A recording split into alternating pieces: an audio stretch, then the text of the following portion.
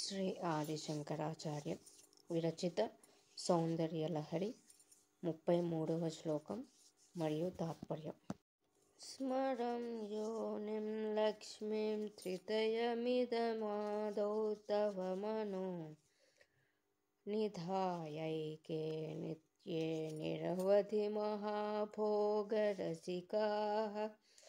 భజంతి త్వాం చింతామణి గుణనిబద్ధాక్షవలయాః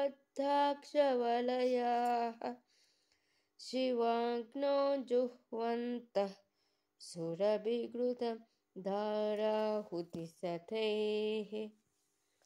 నీ మంత్రమునకు హకారంతో మొదలైన దానికి ఆదియందు మన్మథక యోని ఏ లక్ష్మి ఈ బీజములను ఉంచగా ఏర్పడిన కాది విద్యను పంచదశీ మంత్రాన్ని నిరంతర చింతననే అక్షమాలగా జపించుతూ కామధేనువుల పాలనేతి ధారలు వందల కొలదిగా శివాగ్ని యందు హోమము చేస్తూ పరబ్రహ్మార్పణం చేస్తూ అవధులు లేని మహానందానుభవముపై